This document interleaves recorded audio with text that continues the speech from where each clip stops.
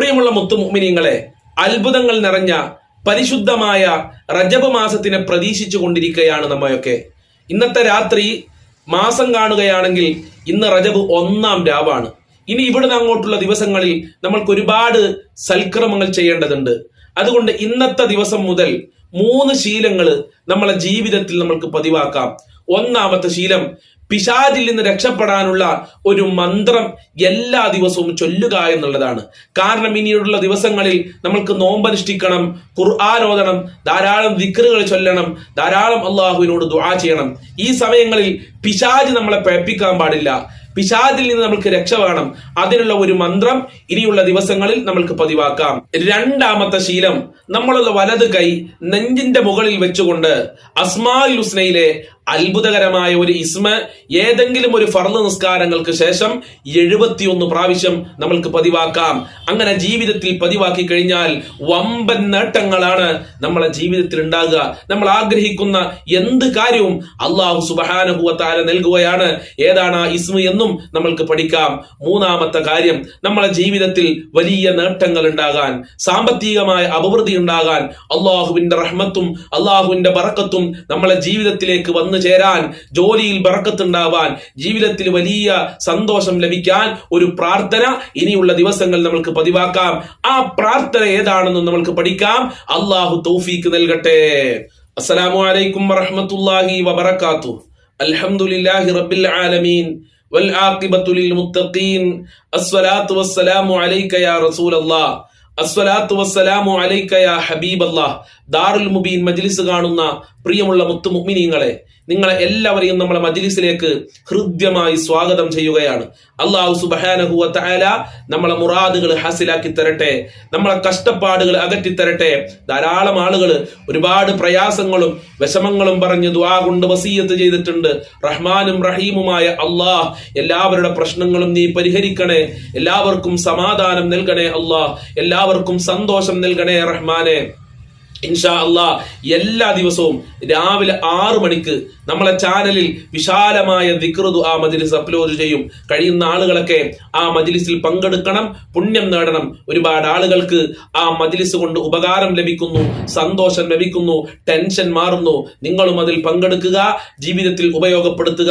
രാവിലെ 6 മണിക്ക് കൃത്യമായി പങ്കെടുക്കാൻ പ്രയാസമുള്ള ആളുകൾ നിങ്ങളെ തിരക്കുകളൊക്കെ ഒഴിഞ്ഞ് വീട്ടിലെ ജോലികളൊക്കെ കഴിഞ്ഞ് ഒഴിഞ്ഞിരിക്കുന്ന സമയത്ത് ആ മജ്ലിസിൽ ഒന്ന് പങ്കെടുത്തു നോക്ക്. എന്തായാലും നിങ്ങൾക്ക് ഫലം ലഭിക്കും. അള്ളാഹു അനുഗ്രഹിക്കട്ടെ.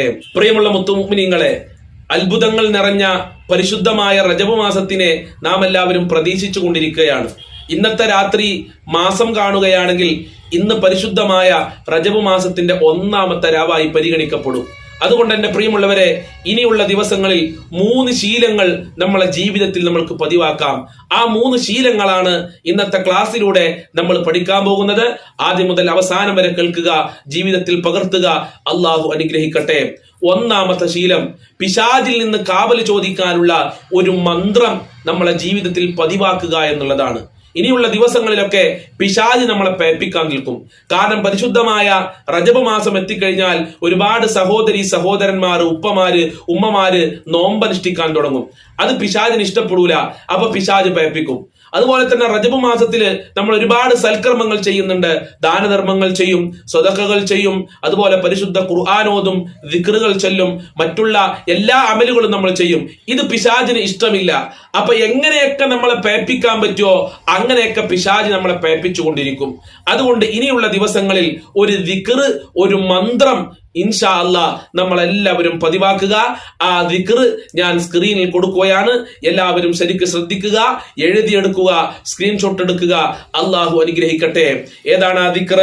റളീതു ബില്ലാഹി റബ്ബൻ വബിൽ ഇസ്ലാമി ദീനൻ വബി മുഹമ്മദിൻ നബിയ്യാ. എല്ലാവരും എന്റെ കൂടെ ഒന്ന് പറയും. റളീതു ബില്ലാഹി റബ്ബൻ വബിൽ ഇസ്ലാമി ദീനൻ വബി മുഹമ്മദിൻ നബിയ്യാ. റളീതു ബില്ലാഹി റബ്ബൻ വബിൽ ഇസ്ലാമി ദീനൻ വബി മുഹമ്മദിൻ നബിയ്യാ. ഇതാണ് ആ ദിക്ർ. ഇത് മഹാന്മാര് നമ്മളെ പഠിപ്പിക്കുന്നുണ്ട്. ഹദ്ദാദ് ചൊല്ലുന്നവർക്ക് ഈ ദിക്ർ കാണാതെ അറിയും. കാരണം ഹദ്ദാദിൽ ഈ ദിക്റുണ്ട്. റളീതു ബില്ലാഹി റബ്ബൻ വബിൽ ഇസ്ലാമി ദീനൻ വബി മുഹമ്മദിൻ നബിയ്യാ. ഇതാണ് ആ ദിക്ർ. എന്താണ് ആ ദിക്റിന്റെ അർത്ഥം? റളീതു ബില്ലാഹി റബ്ബ, അള്ളാഹുവിനെ എന്റെ റബ്ബായി ഞാൻ തൃപ്തിപ്പെട്ടിരിക്കുന്നു. അള്ളാഹുവാണ് എന്റെ റബ്ബ്, ഞാൻ അള്ളാഹുവിനെയാണ് ആരാധിക്കുന്നത്, അതുകൊണ്ട് ഞാൻ അള്ളാഹുവിൽ തൃപ്തിപ്പെടുന്നു എന്ന് പ്രഖ്യാപിക്കുകയാണ്.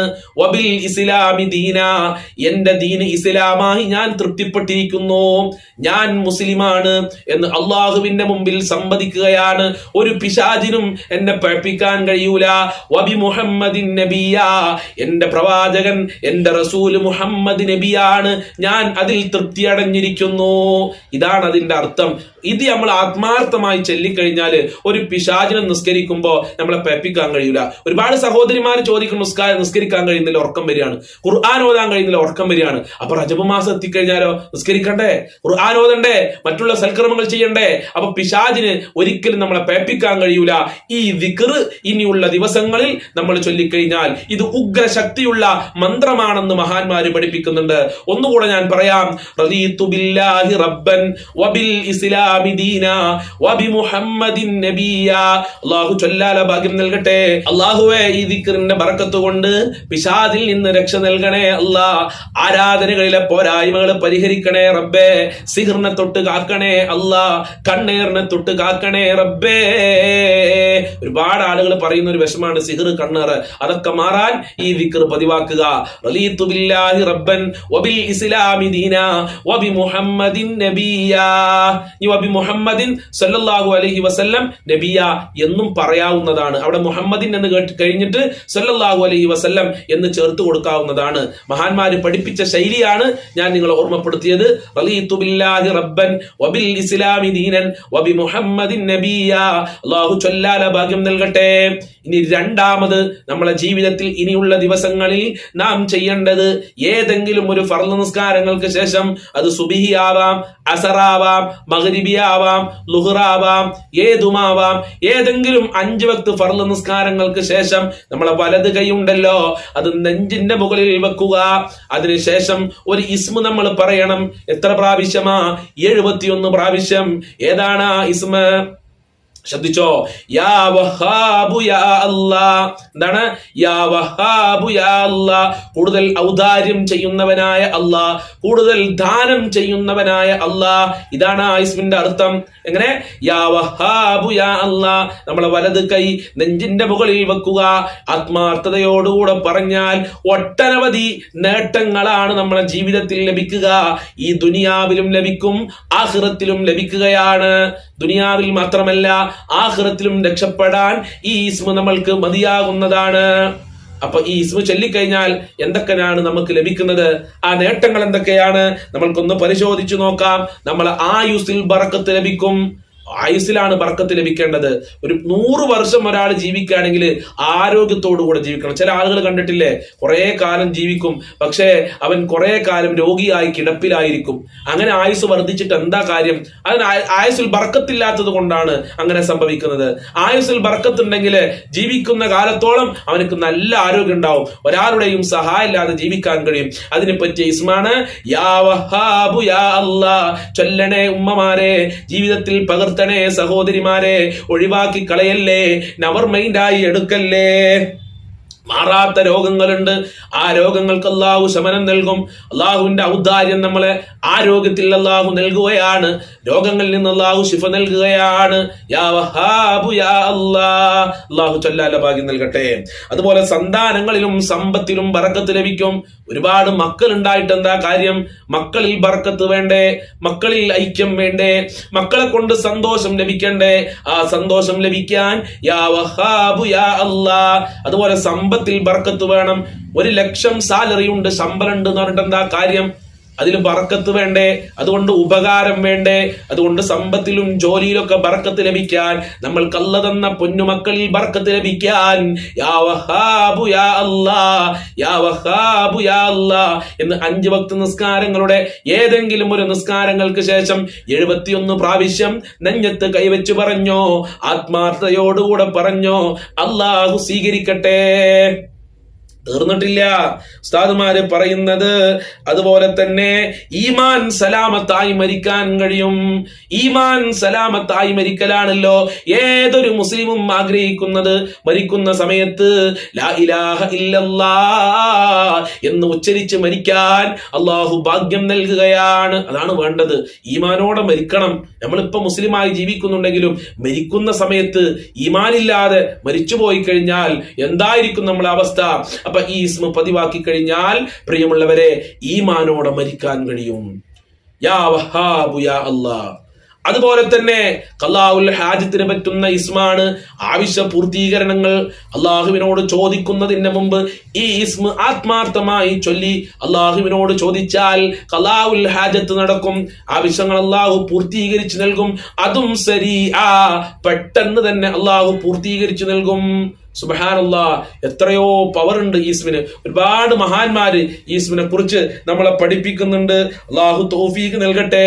അതുപോലെ നമ്മളെ ബുദ്ധിമുട്ടുകൾ, എടങ്ങേറിൽ നിന്ന് രക്ഷപ്പെടാൻ ഈ ഇസ്മ നമ്മളെ ജീവിതത്തിൽ പതിവാക്കിയാൽ മതി. എടങ്ങേറ്, മുസീബത്തൊക്കെ അള്ളാഹു അതിൽ നിന്ന് രക്ഷപ്പെടുത്തും. ഈ ഇസ്മ നമ്മളെ ജീവിതത്തിൽ പതിവാക്കി കഴിഞ്ഞാൽ തീർന്നിട്ടില്ല. സ്വർഗത്തിൽ രക്ഷപ്പെടാൻ കഴിയും. സ്വർഗം ലഭിക്കുന്ന ഇസ്മാണ് യാ വഹാബ് യാ അല്ലാഹ്. ഞാൻ ഈ ഇസ്മ ആവർത്തിച്ച് പറയുന്നത് നിങ്ങളെ മനസ്സിൽ തറക്കാൻ വേണ്ടിയിട്ടാട്ടോ, അല്ലാതെ സമയം ദീർഘിപ്പിക്കാൻ വേണ്ടിയിട്ടല്ല. നിങ്ങളെ മനസ്സിൽ ഉൾക്കൊള്ളണം. അതിനാണ് ഈ ഇസ്മ ഞാൻ ആവർത്തിച്ച് പറയുന്നത്. അപ്പൊ സ്വർഗം ലഭിക്കാൻ ഈ ഇസ്മ നമ്മളെ ജീവിതത്തിൽ പതിവാക്കുക. നരകശിക്ഷയിൽ നിന്ന് രക്ഷപ്പെടാൻ ഈ ഇസ്മ പതിവാക്കുക. സിറാത്ത് പാലം നല്ല നിലക്ക് വിട്ടുകിടക്കാൻ ഈ ഇസ്മ പതിവാക്കണേ. നന്മ തിന്മ തൂക്കുന്ന സമയത്ത് നമ്മളെ നന്മ കനം തൂങ്ങാൻ ആണല്ലോ മീസാൻ എന്ന് പറയുന്ന തുലാസില് നമ്മളെ നന്മ തിന്മ തൂക്കുമല്ലോ. ആ സമയത്ത് നമ്മളെ നന്മ കനം തൂങ്ങാൻ ഈ ഇസ്മ പതിവാക്കുക. അല്ലാഹുവേ, ഇസ്മിന്റെ ബർക്കത്ത് കൊണ്ട് ഞങ്ങളെ എല്ലാ മേഖലകളിലും നീ ഐശ്വര്യം നൽകണേ അല്ലാഹ്. ഞങ്ങളെ ഇടങ്ങേറുകള്, കഷ്ടപ്പാടുകള് അകറ്റി തരണേ റബ്ബേ. ഇനി എന്റെ പ്രിയമുള്ളവരെ, അതോടൊപ്പം നമ്മളെ ജീവിതത്തിൽ ഇനി മുതൽ ഒരു പ്രാർത്ഥന കൊണ്ടുവരണം. ഈ വഹാബു എന്ന ഇസ്മു ചേർന്ന ഒരു പ്രാർത്ഥനയാണ് ഇനി നമ്മൾ പതിവാക്കേണ്ടത്. ഇതെല്ലാവരും ഒന്ന് നോട്ട് ചെയ്യുക. ഇതെല്ലാവരും ഒന്ന് എടുത്തു വെക്കുക. ഒരുപാട് ഉപകാരം ഉണ്ടാകും നമ്മുടെ ജീവിതത്തിൽ. നല്ല ഫലം ഉണ്ടാകുന്ന ഒരു പ്രാർത്ഥനയാണ്. അറിയുന്ന ആളുകളൊക്കെ എന്റെ കൂടെ ചെല്ലുക. അല്ലാത്ത ആളുകൾ ഞാൻ സ്ക്രീനിൽ കൊടുക്കുന്നുണ്ട്. എഴുതിയെടുക്കുകയോ സ്ക്രീൻഷോട്ട് എടുത്തു വെക്കുകയോ ചെയ്യണം. നിർബന്ധമായിട്ടും ഇനി മുതൽ നമ്മളുടെ പ്രാർത്ഥനയിൽ ഈ പ്രാർത്ഥന നമ്മൾ ഉൾപ്പെടുത്തണം. അള്ളാഹു അനുഗ്രഹിക്കട്ടെ. ഏതാണ് ആ പ്രാർത്ഥന? യാ വഹാബു യാ വഹാബു യാ വഹാബ്. 3 പ്രാവശ്യം യാ വഹാബു യാ വഹാബു യാ വഹാബു എന്ന് 3 പ്രാവശ്യം പറയുക. അതിനുശേഷം ഹബ്ലി മിൻ ഖസാഇനിൽ റഹ്മതിക മാ യുഗ്നീനി അൻ സുആലി ഗൈരിക. എങ്ങനെ? യാ വഹാബു യാ വഹാബു യാ വഹാബു ഹബ്ലി മിൻ ഖസാഇനി റഹ്മതിക മാ യുഗ്നീനി അൻ സുആലി ഗൈരിക. ഒന്നുകൂടെ യാ വഹാബു, ഒന്ന് ചൊല്ലിക്കാണി. യാ വഹാബു യാ വഹാബു യാ വഹാബു ഹബ്ലി മിൻ ഖസാഇനി റഹ്മതിക മാ യുഗ്നീനി അൻ സുആലി ഗൈരിക. ഔദാര്യവാനായ റബ്ബേ, ഒരുപാട് ദാനം ചെയ്യുന്ന അല്ലാഹ്, നിന്റെ ഖജനാവിൽ നിന്ന് എന്റെ ജീവിതത്തിൽ ആവശ്യമായത് എനിക്ക് നീ നൽകണേ അല്ലാഹ്. ഒരാളോടും ചോദിക്കാതെ, ഒരാളുടെ മുമ്പിലും കൈനീട്ടാതെ, അഭിമാനത്തോടുകൂടെ അന്തസ്സോടെ ജീവിക്കാനുള്ള എല്ലാ കാര്യങ്ങളും നിന്റെ ഖജനാവിൽ നിന്ന് എനിക്ക് നൽകണേ റബ്ബേ. ഇതാണ് ഈ പ്രാർത്ഥനയുടെ അർത്ഥം. യാ വഹാബു യാ വഹാബു യാ വഹാബു ഹബ്ലി മിൻ ഖസാഇനി റഹ്മതിക മാ യുഗ്നീനി അൻ സുആലി ഗൈരിക. ഇത് നമ്മുടെ ജീവിതത്തിൽ ഇനിയുള്ള ദിവസങ്ങളിൽ പതിവാക്കുക.